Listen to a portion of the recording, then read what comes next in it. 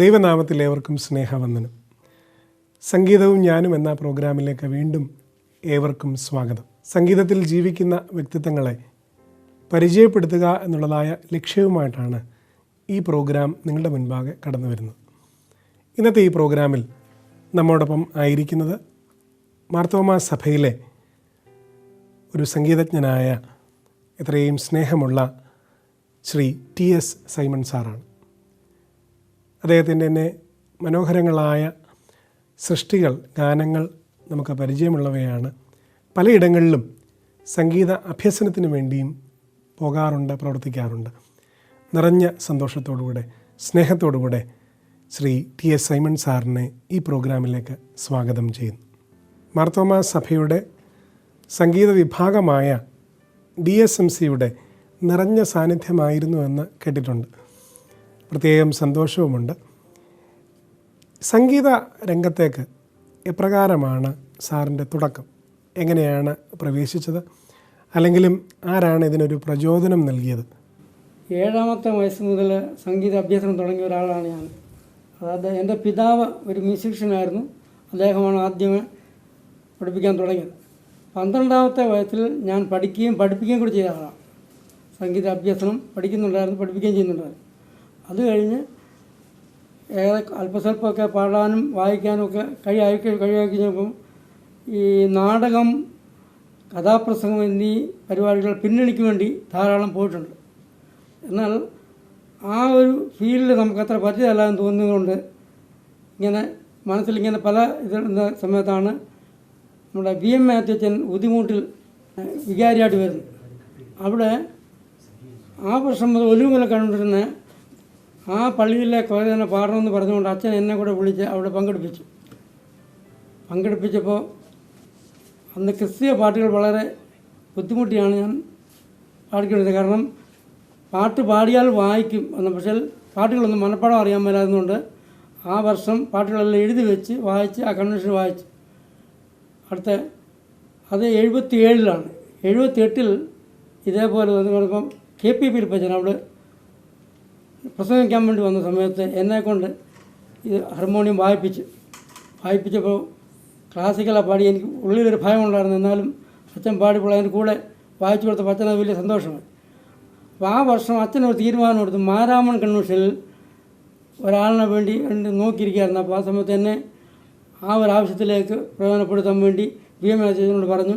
79 മുതൽ തുടർച്ചയായിട്ട് 30 വർഷക്കാലം മാരാമൺ കൺവെൻഷനിൽ ഹാർമോണിയം വായിക്കത്തക്കൊണ്ടൊരു സംവിധാനം. അങ്ങനെയാണ് അച്ഛനാണ് എന്നെ ഈ ഒരു രംഗത്തേക്ക് കൊണ്ടുവരുന്നത്, KP പിരിപ്പച്ചൻ. ആ സമയത്ത് തന്നെ ഈ സംഗീതത്തിൻ്റെ ഒരു കോഴ്സ് കഴിഞ്ഞ് നിൽക്കുന്ന സമയമായതുകൊണ്ട് കോട്ടയം റാന്നി ഭദ്രാസനത്തിൻ്റെ ഒരു കൊയർ ക്യാമ്പിൽ ഞാനിവിടെ പങ്കെടുക്കാൻ പോയി. അവിടെ ചെന്ന് കഴിഞ്ഞപ്പോൾ അവിടെ ലീഡേഴ്സായിട്ട് വരേണ്ടിവരാരും വന്നിട്ടില്ല. അവസാനം ആദ്യമായിട്ട് മല്ലപ്പള്ളി വെച്ച് കൊയർ ട്രെയിനിങ് പ്രോഗ്രാം അവിടെ വെച്ച് തുടങ്ങേണ്ടി വന്നു. ആ വർഷം അത് 4-5 ദിവസം കൊണ്ട് ഈ ക്ലാസ് എടുത്തു. അത് കഴിഞ്ഞ് പിന്നെ ആ കാലഘട്ടം മുതൽ DSMൻ്റെ മ്യൂസിക് ട്രെയിനിങ് ക്യാമ്പിൽ എല്ലാ വർഷവും വിളിക്കുന്നുണ്ട്, ഇങ്ങനെ ക്ലാസ് എടുക്കുന്നുണ്ട്. അങ്ങനെ വർഷങ്ങളോളം ഈ സംഗീത പരിശീലന ക്ലാസ്സിൽ പങ്കെടുത്തിട്ടുള്ള ഒരാളാണ്. സാറിൻ്റെ പിതാവിനെക്കുറിച്ച് പറഞ്ഞു, സംഗീതം പഠിച്ചിട്ടുണ്ടെന്ന്. പിതാവിനെക്കുറിച്ചൊന്ന് പറയാമോ? പിതാവ് വർഷങ്ങളോളം മ്യൂസിക് പഠിച്ചിട്ടുള്ള ആളാണ്. ഹാർമോണിയം വായിക്കും. അന്നത്തെ കാലത്ത് ചവിട്ട് ഹാർമോണിയം വായിക്കുന്ന ആളാണ്. അതുപോലെ മൃദംഗം വായിക്കുന്ന ആളുമാണ്. മൃദംഗം വായിക്കും, മ്യൂസിക് ഉണ്ട്. അതുപോലെ സംസ്കൃതം പഠിച്ച ആളുകളാണ്. അങ്ങനെ ഈ ഒരു ഫീൽഡിൽ ഫാദറും മദറും, അതുപോലെ മദർ പാടുമെന്നുള്ള ഉള്ളൂ, ഇൻസ്ട്രുമെൻസ് ഒന്നും വായിക്കത്തില്ല. അതുപോലെ വൈഫ് ഒരു മ്യൂസിക് ടീച്ചറാണ്. അദ്ദേഹം വീണ വായിക്കുന്ന ആളാണ്, വോക്കലാണ്. ഈ മാരാമൺ വരുന്ന സമയത്താണ് ഈ പാട്ട് എഴുതണം എന്നുള്ളൊരു താല്പര്യം ഉള്ളിലുണ്ടായി. അങ്ങനെയാണ് ആദ്യത്തെ പാട്ട് എഴുതാനുള്ള ഒരു പ്രചോദനം കിട്ടിയത്. സംഗീതം പഠിച്ചിട്ടുണ്ടോ സാറ്? എവിടെയാണ് അത് ചെയ്തത്? സംഗീതം പഠിച്ചത് തിരുവനന്തപുരം സ്വാതിനാൾ മ്യൂസിക് കോളേജിലാണ്, ഗാനഭൂഷണം. ആ സമയത്തൊക്കെ എന്ന് പറഞ്ഞാൽ അന്ന് ഇന്നത്തെ പോലെ സൗകര്യങ്ങളൊന്നും അവിടെ ഇല്ല. അവിടെ വളരെ ബുദ്ധിമുട്ടി താമസിച്ചാണ് ഇത് പഠിക്കുന്നവർ. ആ കോഴ്സ് കഴിഞ്ഞ് നാട്ടിൽ വന്ന് 2 വർഷം കഴിഞ്ഞപ്പോഴാണ് സ്കൂളിൽ കയറുന്നത്. അത് സംഗീത അധ്യാപകൻ. സംഗീത അധ്യാപനമായിട്ട് തിരുവല്ല SCA സെമിനാരി സ്കൂളിൽ 2 വർഷം വർക്ക് ചെയ്ത് 77-78 കാലഘട്ടത്തിൽ ഇവിടെ വർക്ക് ചെയ്ത ആളാണ്. അത് കഴിഞ്ഞ് 79 മുതൽ റാന്നി SC ഹയർ സെക്കൻഡറി സ്കൂളിലോട്ട് മാറുകയാണ്. ഈ പാട്ടുകൾ സാർ തന്നെ ചിട്ടപ്പെടുത്തിയിട്ടുണ്ട് എന്ന് കേൾക്കാനായിട്ടിടയായിട്ടുണ്ട്. പാട്ടുകൾ ചിട്ടപ്പെടുത്തുന്നതിനെ കുറിച്ച് ഇപ്പം പ്രത്യേകിച്ച് ഇപ്പോൾ പാട്ടുകൾ ആദ്യം എഴുതി സംഗീതം കൊടുക്കുന്ന രീതി, അല്ലെങ്കിൽ സംഗീതം ചെയ്തിട്ട് പാട്ടുകൾ എഴുതുന്ന രീതി, അപ്പോൾ സാറിൻ്റെ ഒരു രീതി എങ്ങനെയായിരുന്നു, ഏതാണ് അത്തരത്തിൽ അതിനെക്കുറിച്ച് എന്തെങ്കിലും പറയാനായിട്ടുണ്ടെങ്കിൽ? നമ്മൾ സാധാരണ പാട്ട് എഴുതുമ്പോൾ എന്തെങ്കിലും ഒരു പ്രചോദനം നമുക്ക് കിട്ടണം. എന്തെങ്കിലും പ്രത്യേക സാഹചര്യത്തിലായിരിക്കും എഴുതുന്നത്. അപ്പോൾ അങ്ങനെ എഴുതുമ്പോൾ അതിനൊരു പ്രത്യേക ഒരു സ്റ്റൈലായിരിക്കും. അത് എഴുതുമ്പോൾ വാക്കുകൾ എഴുതുമ്പോഴും അതിൻ്റെ ട്യൂൺ കിട്ടുന്നത്. വാക്കുകൾ എഴുതുമ്പോൾ തന്നെ ഏകദേശം അതിൻ്റെ ഔട്ട്ലൈൻ ട്യൂണോട് കിട്ടിയിരിക്കും. അപ്പോൾ ആ ട്യൂണോട് കൂടിയായിരിക്കും എഴുതും. നമ്മൾ താളത്തിൽ എഴുതുമ്പോൾ ആ ട്യൂണോട് കിട്ടും. അപ്പോൾ നമുക്ക് പാട്ട് എഴുതുക എന്നൊരു സൗകര്യമുണ്ട്. അപ്പോൾ ഒരുമിച്ചാണ് സാധാരണ ട്യൂണും വേർഡ്സും കൂടെ ആയിരിക്കും വരുന്നത്. ഒരുമിച്ചാണ് അത് എല്ലാ സ്റ്റാൻസായും ഒന്നും ചിലപ്പം കിട്ടത്തില്ല. ചിലപ്പോൾ സ്റ്റാൻസാടെ 2-3 ലൈനായിരിക്കും എഴുതുന്നത്. അതെഴുതി കുറിച്ച് കഴിഞ്ഞിട്ട് പിന്നെ ചിലപ്പം പല്ലവി, പിന്നെ വേറെ ചരണങ്ങൾ അങ്ങനെ ആയിരിക്കും എഴുതി വരുന്നത്. മൊത്തത്തിൽ ഒടുവിൽ വരുമ്പോഴാണ് അതിൻ്റെ ആശയം നോക്കി നമ്മൾ സ്റ്റാൻസ് അങ്ങോട്ടും ഇങ്ങോട്ടും മാറ്റുകയൊക്കെ ചെയ്യുമ്പോൾ പിന്നെ വേണ്ട കറക്ഷനൊക്കെ കൊടുത്തിട്ടാണ് താളം ഒക്കെ കറക്റ്റ് ചെയ്യുന്നത്. സാർ എഴുതിയ പാട്ടുകൾ എത്ര പാട്ടുകൾ കാണും? എത്ര പാട്ടുകൾ ചെയ്തിട്ടുണ്ട് സ്വന്തമായിട്ട്? പാട്ടുകൾ നമ്മൾ ക്രിസ്തീയ ഗാനം ഒരു 10-20 പാട്ടുകളുണ്ട്. പക്ഷേ എല്ലാ പാട്ടുകളും എൻ്റെ ഓർമ്മയിലില്ല. അത് നമ്മൾ മാരാമ കൺവെൻഷന്, ഒലിമല കൺവെൻഷന് വേണ്ടിയായിരുന്നു കൂടുതൽ എഴുതുന്നത്. ക്രൈസ്തവ ഗാനങ്ങളല്ലാതെ മറ്റു പാട്ടുകൾ ചെയ്തിട്ടുണ്ട്. ഈ നാടകത്തിനും ഒക്കെ വേണ്ടി എഴുതുന്നുണ്ട്. അതൊക്കെ അന്ന് എഴുതി അതോട് കൂടിയ നഷ്ടപ്പെടുകയാണ്. എന്നാൽ ഈ ക്രിസ്തീയ ഗാനങ്ങൾ എഴുതുന്ന കുറച്ച് ആണെങ്കിലും നമ്മൾ പാടാറുണ്ട്. അതുകൊണ്ട് അത് ഓർമ്മയിൽ നിൽക്കും. മാരാമൺ കൺവെൻഷനിൽ സാറ് ഭാഗമായിരുന്നു എന്ന് പറഞ്ഞു. മാരാമൺ കൺവെൻഷനിൽ എത്ര ഗാനങ്ങൾ സാറിൻ്റെ വന്നിട്ടുണ്ട്? ഏകദേശം ഒരു 15 പാട്ടിൽ കൂടുതലുണ്ട്. ഓക്കെ, അങ്ങനെ എഴുതിയ പാട്ടിനെ കുറിച്ച്, പാട്ട് എഴുതാനുള്ളതായ ഏതെങ്കിലും ഒരു പശ്ചാത്തലം അതിനെക്കുറിച്ചൊന്ന് പറഞ്ഞാൽ. മാരാമൺ കൺവെൻഷനിൽ വന്ന ഒരു ഗാനത്തിൻ്റെ പശ്ചാത്തലം. ഞാൻ ആദ്യം എഴുതിയ പാട്ടെന്ന് പറഞ്ഞാൽ ജഗദീശിനെ സ്തുതിച്ചിടുന്നു എന്നുള്ള പാട്ടാണ്. ആ സമയത്ത് നമുക്കൊരു ആക്സിഡൻ്റ് ഉണ്ടായിരിക്കുന്ന സമയത്താണ് നമ്മൾ ആ പാട്ട് എഴുതുന്നത്. അപ്പോൾ ആ സമയത്തൊരു സ്തുതിയെക്കുറിച്ചൊരു പാട്ട് എഴുതണമെന്ന് മനസ്സിൽ തോന്നി. അത് 2 മാസത്തോളം എടുത്ത് ആ പാട്ട് കംപ്ലീറ്റ് ചെയ്യാൻ വേണ്ടി പലപ്പോഴായിട്ട് അതിൻ്റെ വാക്കുകൾ എഴുതി ട്യൂൺ ചെയ്തെടുക്കുക. സംഗീതത്തിന് പ്രാധാന്യം കൊടുക്കുന്ന ഒരു പാട്ടാണ് അല്ലേ? അത് കാണ്ട രാഗം പഠിച്ചതിലുള്ളൊരു ഇഷ്ടപ്പെട്ട ഒരു രാഗമായതുകൊണ്ട് ആ രാഗത്തിലാണ് ആ പാട്ട് എഴുതിയിട്ടുള്ളത്. ജഗദീശനെ സ്തുതിച്ചിടുന്നു, തിരുപാദത്തിൽ നമിച്ചിടുന്നു. ജഗദീശനെ സ്തുതിച്ചിടുന്നു, തിരുപാദത്തിൽ നമിച്ചിടുന്നു. ജഗദീശനെ സ്തുതിക്കുന്നു, വാഴ്ത്തും നമിച്ചിടുന്നു. ജഗദീശനെ സ്തുതിക്കുന്നു, വാഴ്ത്തുന്നു നമിച്ചിടുന്നു. ജഗദീശനെ സ്തുതിച്ചിടുന്നു, തിരുപാദത്തിൽ നമിച്ചിടുന്നു. മാനവരക്ഷയ്ക്ക് സർവേശനാഥൻ കാര്യം പാണിയ ക്രൂശിതനാ. മാനവരക്ഷയ്ക്ക് സർവേശനാഥൻ കാര്യം പാണി ക്രൂശിതനാ. എൻ കൊടും പാപം മോചിക്കണേ, തിരുരക്തത്താൽ കഴുകണമേ.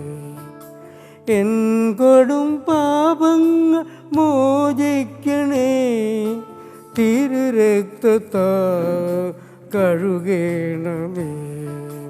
ജഗദീശനെ സ്തുതിച്ചിടുന്നു, തിരുപാദത്തിൽ നമിച്ചിടുന്നു.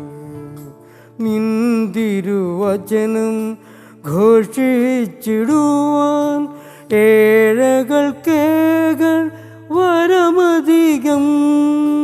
നിൻ തിരുവചനം ഘോഷിച്ചിടുവാൻ ഏഴകൾക്കേകൾ വരമധികം തവ തിരുനാമം നിനച്ചതിലും വിളങ്ങിടുക അനുഗ്രഹിക്ക തവ തിരുനാമം നിനച്ചതിലും വിളങ്ങിടുക അനുഗ്രഹിക്ക ജഗദീശനെ സ്തുതിച്ചിടുന്നു തിരുപാദത്തിൽ നമിച്ചിടുന്നു.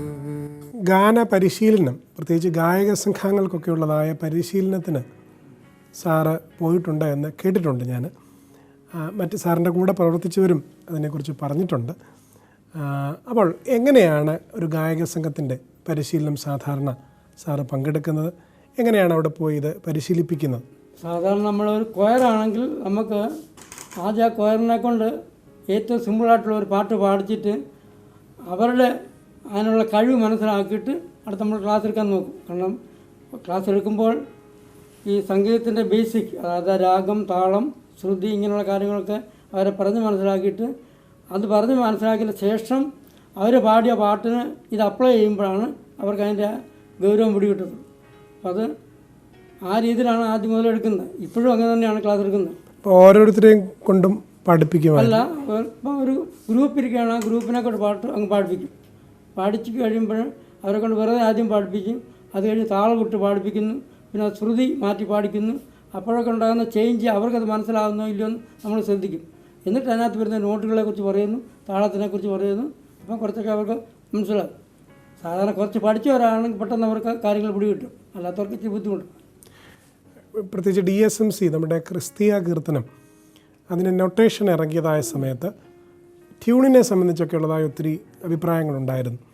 പുതിയ ട്യൂണുകളൊക്കെ പാടുമ്പോഴുള്ളതായ അതിനെക്കുറിച്ച് ക്ലാരിഫിക്കേഷൻസ് ഇങ്ങനെയാണോ എന്നൊക്കെയുള്ള ചോദ്യങ്ങളുണ്ട്. അപ്പോൾ ആ രംഗത്ത്, അതായത് നൊട്ടേഷൻ ബുക്ക് DSMC പ്രസിദ്ധീകരിക്കുന്ന സമയത്ത് മുതൽ സാർ ആ കമ്മിറ്റിയിൽ ഉണ്ട്. അപ്പോൾ ഞാനിങ്ങനെ കേട്ടിട്ടുണ്ട് പഴയ പാട്ടുകളൊക്കെ സാറിന് ഓർമ്മയുള്ളതായിട്ടൊക്കെ. അത് ചില സംശയങ്ങളൊക്കെ ഉള്ളപ്പോൾ സാറിനെ വിളിച്ച് ചോദിക്കും. അപ്പോൾ സാറത് ട്യൂൺ പറഞ്ഞു തരും. അപ്പോൾ അത് ഫിക്സ് ചെയ്ത് നൊട്ടേറ്റ് ചെയ്തു എന്നിങ്ങനെ കേട്ടു. ഞാൻ രണ്ട് കാര്യങ്ങൾ, അപ്പോൾ ഒന്ന് ഈ നൊട്ടേഷൻ ബുക്കിനെ കുറിച്ച്, മറ്റൊന്ന് പഴയ നൊട്ടേഷൻ ബുക്കൊക്കെ ഞാൻ കണ്ടപ്പോൾ അതിലൊക്കെ സാറിൻ്റെ പേരും കണ്ടിട്ടുണ്ട്, മാരാമൺ കൺവെൻഷൻ്റെ നൊട്ടേഷൻ ബുക്ക്. അപ്പോൾ അത് സാറ് തന്നെ തയ്യാറാക്കിയതായിരുന്നു. അത് അങ്ങനെ ചെയ്യാനുള്ളതായൊരു പ്രചോദനം എന്താണ്? മറ്റൊന്ന് ക്രിസ്തീയ കീർത്തനത്തിലെ പഴയ പാട്ടുകൾ എങ്ങനെയാണ് സാറ് പഠിച്ചിരുന്നത്? അതായത് 79-80കളിൽ നമ്മൾ പാടുന്ന 79 അതിന് മുമ്പും പാടുന്ന പാട്ടുകൾ ഒരു വർഷം മാറാവണ്ണം വന്നു കഴിഞ്ഞ് പിന്നെ അത് ജനങ്ങളുടെ കൈ പോയി തിരിച്ച് വരുമ്പോഴത്തേക്ക് പാട്ട് ട്യൂൺ മൊത്തം മാറിപ്പോകും. പല പാട്ടുകളും ജനം പാടി വരുമ്പോഴത്തേക്ക് നമ്മൾ ഈ എഴുതിയ ആളിന് സങ്കടം വരുന്ന രീതിയിൽ ഒത്തിരി മാറ്റം വരും. അപ്പോൾ ട്യൂണേ മാറിപ്പോകും. അപ്പോൾ അന്ന് ഇരുന്ന VM മാത്യുച്ചനും KP ഫിലിപ്പച്ചനും ഇങ്ങനെ പറഞ്ഞിങ്ങനെ ഇതിൻ്റെ നോട്ട്സ് ഒന്ന് തയ്യാറാക്കാമായിരുന്നെങ്കിൽ സൗകര്യമായിരുന്നു, നമുക്കതപ്പോൾ മാറാതെ നിൽക്കുമെന്ന് പറഞ്ഞു. അപ്പം അങ്ങനെ ആ കാലഘട്ടത്തിലാണ് അതിനെ നോട്ട് എഴുതി, മലയാളം നോട്ടും ഇംഗ്ലീഷ് നോട്ടും രണ്ടും എഴുതി തയ്യാറാക്കി. അത് പുതിയ പാട്ട് വരുമ്പോൾ ആ പാട്ട് കേട്ട് പഠിച്ച് എന്നിട്ട് അതിൻ്റെ ട്യൂൺ നമ്മൾ തയ്യാറാക്കി എന്നിട്ട് വീണ്ടും കമ്മിറ്റിയെ കേൾപ്പിച്ചിട്ട് പിന്നാണ് അത് പ്രിൻറ്റിങ്ങിന് കൊടുക്കുന്നത്. അങ്ങനെ ആദ്യകാലങ്ങളിൽ ഒരു 8-9 വർഷത്തോളം ആ രീതി പോയി. പിന്നീട് കമ്പ്യൂട്ടറിനകത്ത് ഈ സോഫ്റ്റ്വെയർ വന്നപ്പോഴത്തേക്ക് നമുക്ക് വളരെ സൗകര്യമാക്കി. അപ്പോൾ നമുക്ക് നോട്ടേറ്റ് ചെയ്യാൻ എളുപ്പമുണ്ട്. അങ്ങനെയാണ് പിന്നീട് ഇപ്പോൾ അത് ആ രീതിയിലാണ് ഇപ്പോൾ നടന്നു നോക്കിക്കൊണ്ടിരിക്കുന്നത്. ആദ്യകാലങ്ങളിൽ നമ്മൾ ഇതേ രീതിയിൽ തച്ചിനിരുന്ന് എഴുതി തയ്യാറാക്കി എന്നിട്ട് ശരിയാണോ തെറ്റാണോ എന്നുള്ള പാട്ട് എഴുതിയ ആളിനെ കേൾപ്പിച്ചിട്ട് ആ ആൾ പറയും ശരിയാണോ തെറ്റാണോ എന്ന് പറയും. അപ്പോൾ അങ്ങനെ ആയത് അത് കറക്റ്റ് ചെയ്തുകൊണ്ടിരുന്നു. അത് പിന്നീട് അങ്ങനെ ആദ്യം വലിയ വ്യത്യാസമില്ലാതെ അടുത്ത വർഷം വരുമായിരുന്നു. പക്ഷേ ഇപ്പോഴും അങ്ങനെ മാറുന്നുണ്ട്, എന്നാലും വലിയ കുഴപ്പമില്ല. ഈ പഴയ പാട്ടുകൾ, ക്രിസ്തീയ കീർത്തനത്തിലെ നമ്മുടെ പഴയ പാട്ടുകൾ സാറെങ്ങനെയാണത് പഠിച്ചത്? അല്ലെ, സാറിനോടൊക്കെ ചോദിക്കുന്നതിൻ്റെ കാരണം കൃത്യമായിട്ട് പഴയ പാട്ടിൻ്റെ ട്യൂണൊക്കെ അതെങ്ങനെയാണ് സാറ് പഠിച്ചത്? പഴയ പാട്ടുകളൊക്കെ നമുക്ക് ഈ വെസ്റ്റേൺ ട്യൂണല്ല നൊട്ടേഷനുള്ളതുകൊണ്ട് നമുക്ക് എളുപ്പമാണ്. അതെ. അതേ സമയത്ത് ഭാരതീയ സ്റ്റൈലിൽ വരുന്ന എല്ലാവരും രാഗത്തിൻ്റെ ചുവയുള്ള രാഗത്തിൻ്റെ ഭാവത്തിലേ പോകാവുന്നുള്ളൂ. അതിനകത്ത് നോട്ട് മാറാതെ ആ ട്യൂൺ കറക്റ്റ് ചെയ്യണം. ആ രീതിയിൽ വേണം. അതുപോലെ താളം, ഏത് പാട്ടാണെങ്കിലും നമ്മൾ പല പാട്ടുകളും പാടുമ്പോഴും പാട്ട് താളമില്ല എന്ന് പലപ്പോഴും പറയാറുണ്ട്. പക്ഷേ താളമില്ല എന്നുള്ളത് നമ്മൾ താളത്തിൽ പാടുന്നില്ലെന്നുള്ളതാണ്. ഞാൻ ഇപ്പോൾ ഇത് പറഞ്ഞപ്പോൾ എൻ്റെ മനസ്സിൽ വന്ന ഒരു ചോദ്യമേ, ഈ നമ്മുടെ ക്രിസ്തീയ കീർത്തനത്തിലെ ഒരു പാട്ടാണ് മോദം അതിമോദം എന്നുള്ള പാട്ട്. അപ്പോൾ എനിക്കറിയാവുന്ന ഒരു ട്യൂൺ DSMCയിൽ തന്നെ പ്രസിദ്ധീകരിച്ച ഒരു ട്യൂൺ, മത്സരങ്ങൾക്കൊക്കെ വന്നതായതുകൊണ്ട് ഒരു ട്യൂൺ എനിക്കറിയാം. അതിങ്ങനെ മോദം അതിമോദം മോദം ഹേ വാഗ്ദത്തകാലം സാദരമണഞ്ഞിടുന്ന ഹോ.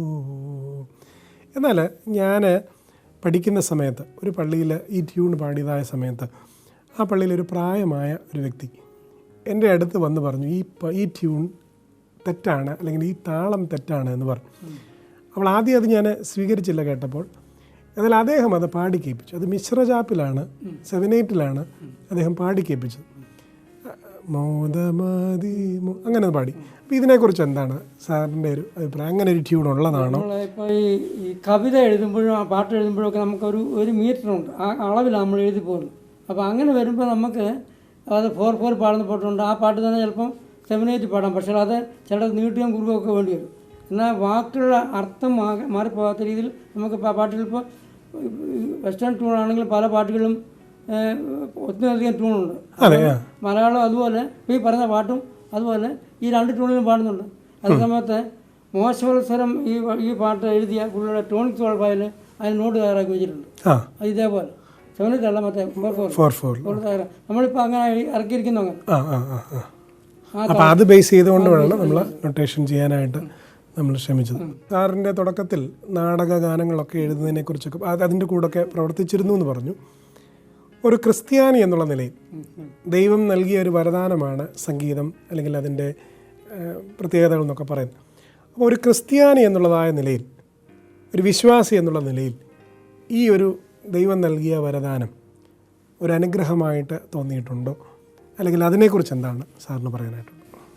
ഈ ഫീൽഡിൽ നമ്മളെ പിടിച്ചു നിൽക്കാൻ വളരെ ബുദ്ധിമുട്ടാണ്. കാരണം ഈ ലഹരി, മദ്യം, ഇതിൻ്റെയൊക്കെ അടിമയായിട്ടുള്ള ആളുകൾ അന്നത്തിൽ ഇപ്പോൾ 10 പേരുണ്ടെങ്കിൽ 9 പേരും അതായിരിക്കും. അപ്പോൾ പിന്നെ നമ്മൾ അവരുടെ ഇടയ്ക്കും നമുക്ക് രക്ഷപ്പെട്ട് പോകണമെന്നുണ്ടെങ്കിൽ വലിയ ബുദ്ധിമുട്ടാണ്. അപ്പോൾ കൂടുതൽ സമയം നമ്മൾ ഇതിനകത്തിൽ ഇങ്ങനെ വർക്ക് ചെയ്തുകൊണ്ടിരുന്ന് കഴിഞ്ഞാൽ ഫ്രീ ആയിട്ട് എങ്ങോട്ടെങ്കിലും മാറിപ്പോയി കഴിഞ്ഞാൽ അവരോടായിപ്പോൾ. അപ്പോൾ ഞാൻ ആ കാലഘട്ടം മുതൽ ഞാൻ മനസ്സിൽ ഒത്തിരി ചിന്തിച്ചാണ് ഈ ഫീൽഡിൽ നിന്ന് എങ്ങനെയെങ്കിലും മാറിയെങ്കിലേ പോകത്തുള്ളൂ. ഇല്ല അങ്ങനെ നിന്ന് കഴിഞ്ഞാൽ നമ്മൾ ഇതിനകത്ത് പെട്ടുപോകുന്നുള്ള ഇങ്ങനെ ഒരു പ്രയാസം ഉണ്ടായിരുന്നു. ആ സമയത്താണ് ഈ മാരാമൺ കൺവെൻഷൻ്റെ ഒരു ഇൻവിറ്റേഷൻ നമുക്ക് വരുന്നത്. അങ്ങനെ ഈ ഫീൽഡിലോട്ട് മാറിയായിരുന്നു. ആ സമയത്താണ് നമ്മൾ പാട്ട് എഴുതാനൊക്കെ തുടങ്ങിയത്. ആ സമയത്താണ്. ആ ഫീൽഡിൽ നമ്മൾ നിന്നിരുന്നെങ്കിൽ നമ്മൾ അവരുടെ കൂടെ ആയിപ്പോയത്. എന്നാൽ ആ ഒരു 77 കാലഘട്ടത്തിലാണ് സ്കൂളിലോട്ട് ജോലിക്ക് കയറുന്നത്. അതുകൊണ്ടൊക്കെ നമുക്ക് മാനസികമായിട്ട് രക്ഷപ്പെട്ട് നമ്മൾക്ക് മാറാൻ ഒരു വലിയൊരു ഭാഗ്യം നമുക്ക് കിട്ടി. സാറിൻ്റെ ജീവിതത്തിൽ ചെറിയ വേദനകളുടെ അനുഭവങ്ങൾ ഒത്തിരി പറയാനായിട്ടുണ്ട്. പ്രത്യേകിച്ചൊരു ആക്സിഡൻറ്റിനെ കുറിച്ച് ഞാനിങ്ങനെ കേട്ടിട്ടുണ്ട്. മറ്റൊന്ന് ശാരീരികമായിട്ടുള്ളതായ ഒരു ബുദ്ധിമുട്ടും സാറിന് വന്നതായിട്ട് കേട്ടിട്ടുണ്ട്. അതിനെക്കുറിച്ചൊന്ന് പറയാം. എനിക്ക് ഈ റിട്ടയർ ചെയ്യുന്ന വർഷം വരെയും ഓരോ 10 വർഷത്തിൽ ഒരു അപകടം വീതം ഇങ്ങനെ വന്നുകൊണ്ടിരിക്കുകയാണ്. അത് ഏതെങ്കിലും രീതിയിൽ, ഒന്നുകിൽ വാഹനത്തിൽ നിന്ന് അല്ലെങ്കിൽ സൈക്കിളിൽ നിന്ന് എന്തെങ്കിലും ഒരു അപകടം വരും. റിട്ടയർ ചെയ്യുന്ന വർഷം BP കൂടി സ്ട്രോക്കായി ഇടതുവശം തളർന്നു പോയി. അത് കഴിഞ്ഞൊരു 10 വർഷത്തോളം ആകാറായപ്പോഴാണ് അറ്റാക്ക് വരുന്നത്. അപ്പം അങ്ങനെ പല രീതിയിലും ഇങ്ങനെയുള്ള ബുദ്ധിമുട്ടുകൾ ഉണ്ടായിട്ടുണ്ട്. അപകടമുണ്ട്, ആക്സിഡൻ്റുണ്ട്. ആക്സിഡൻ്റായി ഈ ചെവി പോയതാണ്, അത് കുത്തിക്കെട്ടി വെച്ചിരിക്കുക. അങ്ങനെയൊക്കെ രക്ഷപ്പെട്ടിങ്ങനെ ഇവിടം വരെ എത്തിയിരിക്കുന്നു.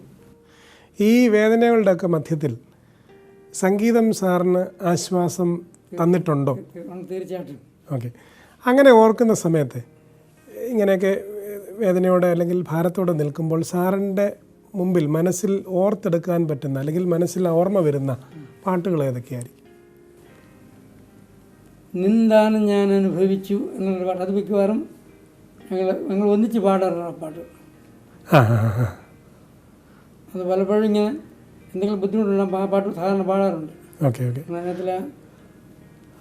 അപ്പോൾ സാറ് തന്നെ ഒന്ന് പാടാമോ ആ പാട്ട്? നിന്ദാനം ഞാൻ അനുഭവിച്ചു, നിൻ സ്നേഹം ഞാൻ രുചിച്ചറിഞ്ഞു. നിന്ദാനം ഞാൻ അനുഭവിച്ചു, നിൻ സ്നേഹം ഞാൻ രുചിച്ചറിഞ്ഞു. യേശുവേ എൻ ദൈവമേ, നീ എന്നും മതിയാ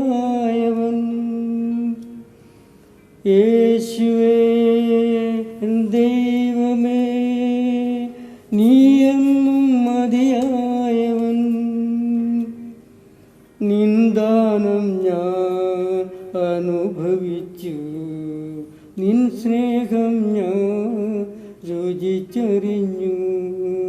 മറ്റേതൊക്കെ പാട്ടുകൾ സാറിൻ്റെ മനസ്സിൽ ഓർമ്മയിൽ വരാറുണ്ട്? അതുപോലെ ഒന്നുമില്ലായ്മയിൽ നിന്നുള്ള ഓക്കെ, ആ പാട്ടും ഇങ്ങനെ ഇടയ്ക്ക് ഓർമ്മയിൽ വരുന്ന പാട്ടാണ്.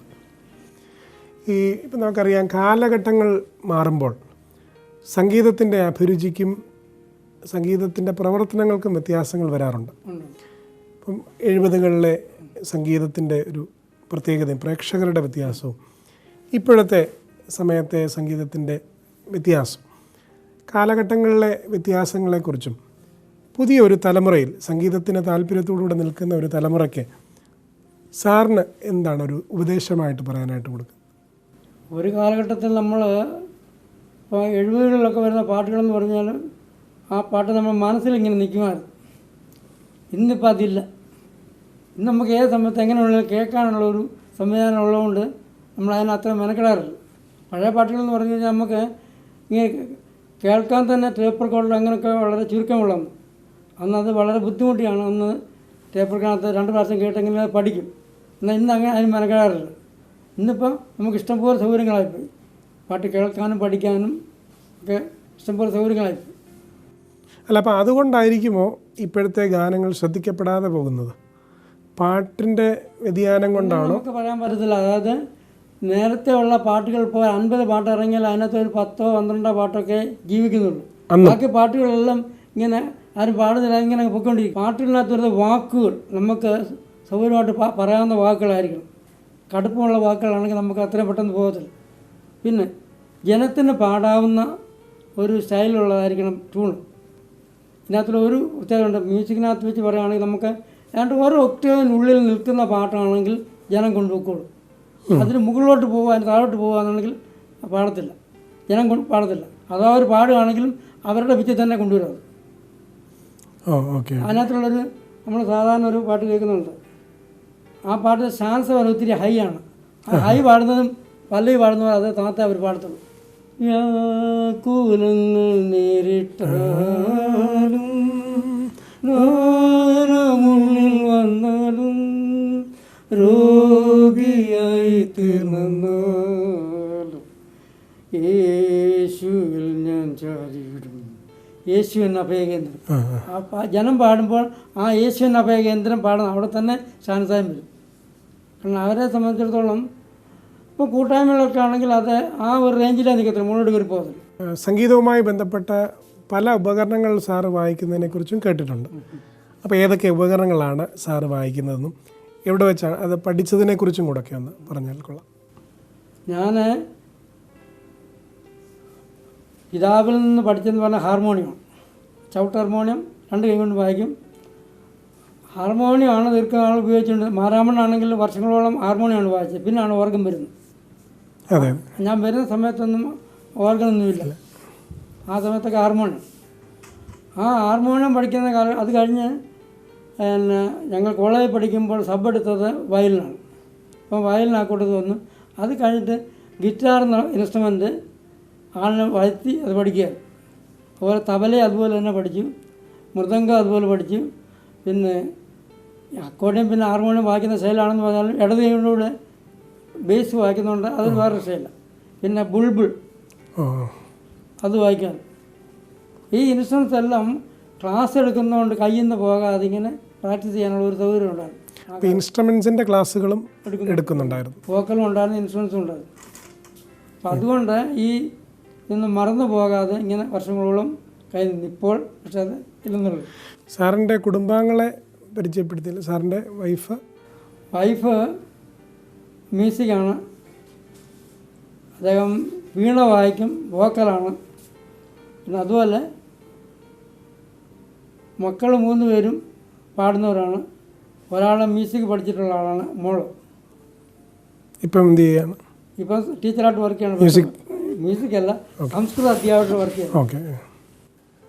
നമ്മുടെ ക്രിസ്തീകരണത്തിലുള്ളതായ പഴയ പാട്ടുകളും മാരാമൺ കൺവെൻഷനിലെ പഴയ പാട്ടുകളുമൊക്കെ അറിയാതെ മനസ്സിൽ നിറഞ്ഞു നിൽക്കാറുണ്ട്, അല്ലെങ്കിൽ പ്രാധാന്യത്തോടുകൂടി നമ്മൾ കാണാറുണ്ട്. എന്നാൽ ഇപ്പോൾ വരുന്നതായ പാട്ടുകളൊക്കെ ജനഹൃദയങ്ങളിൽ വരച്ച് നിൽക്കത്തക്കവണ്ണം അല്ലെങ്കിൽ എഴുതി നിൽക്കത്തക്കവണ്ണം ഉള്ളത് വളരെ കുറവാണ്. അപ്പോൾ അതെങ്ങനെ നമുക്കൊന്ന് തിരികെ കൊണ്ടുവരാൻ പറ്റും? എങ്ങനെ ആൾക്കാർക്ക് കുറച്ചുകൂടെ പാട്ടിനെ ഇഷ്ടപ്പെടുന്ന രീതിയിൽ, പാട്ടുകളെ ഇഷ്ടപ്പെടുന്ന രീതിയിൽ പാട്ടിനെ നമുക്ക് നൽകാനായിട്ട് സാധിക്കും? സാറിൻ്റെ ഒരു അഭിപ്രായം ഒന്ന് പറയാം. ഈ ജനത്തിൻ്റെ കയ്യിൽ നിൽക്കുന്ന പാട്ടുകളൊരു പ്രത്യേക ഇതുകൊണ്ട് ഈ സാധാരണ ഒരു ഏകതാളം എന്ന് പറയുമ്പോൾ നമുക്ക് 4/4 അത് ആ ടൈപ്പിൽ വരുന്നവർ 6/8 അതിനകത്ത് കൊണ്ടുവരാം. പിന്നെ 7/8 വളരെ ചുരുക്കമാണ്, കാരണം അത് അത്രയും ജനം എടുക്കുകയില്ല. ജനത്തിന് പാടാവുന്ന ഒരു കോമൺ ഋതത്തിലുള്ള പാട്ടാണെങ്കിൽ അവർ പാടത്തുള്ളൂ, അത് ജനം കൊണ്ടുപോകത്തുള്ളൂ. അപ്പോൾ ആ രീതിയിൽ നിൽക്കുന്ന പാട്ടുകളാണെങ്കിലേ ജനം എടുക്കുകയുള്ളൂ. അപ്പോൾ അതിപ്പോൾ നമ്മൾ മാരാമണം എന്ന് പറഞ്ഞാൽ എവിടെ വന്നെന്ന് പറയാലും ആ ടൈപ്പ് പാട്ട് അവർ ഈ അതിനകത്ത് വരുന്ന വാക്കുകളും വളരെ സിമ്പിളായിരിക്കണം എന്നുള്ളതാണ്. വാക്കുകൾ സിമ്പിളായിരിക്കണം, പിന്നെ താളവും സിമ്പിളായിരിക്കണം. അത് ജനത്തിന് ബുദ്ധിമുട്ടുള്ള താളത്തിൽ പാട്ടുകൾ എടുക്കില്ല. മാരാമൺ കൺവെൻഷൻ്റെ പാട്ടുകളൊക്കെ നടക്കുമ്പം റെക്കോർഡിങ്ങിനുമൊക്കെ സാറ് പോയിരുന്നു എന്ന് കേട്ടിട്ടുണ്ട്. പ്രത്യേകിച്ച് മഹേഷ് അച്ഛനൊക്കെ അതിനെക്കുറിച്ച് പറഞ്ഞിട്ടുണ്ട്. അച്ഛൻ സാറിൻ്റെ ഒരു വലിയ സപ്പോർട്ട് ഉണ്ടായിരുന്നുവെന്ന്. അപ്പോൾ അന്നത്തെ റെക്കോർഡിങ്ങിനെക്കുറിച്ച്, ആ റെക്കോർഡിങ്ങിൻ്റെ അനുഭവങ്ങളെക്കുറിച്ച് ഒന്ന് പറയാമെങ്കിൽ നല്ലത്. അതായത് ഞാൻ മാരാമണ്ണ് വരുന്ന ആ വർഷമാണ് ആദ്യം റെക്കോർഡിങ് തുടങ്ങുന്നത്.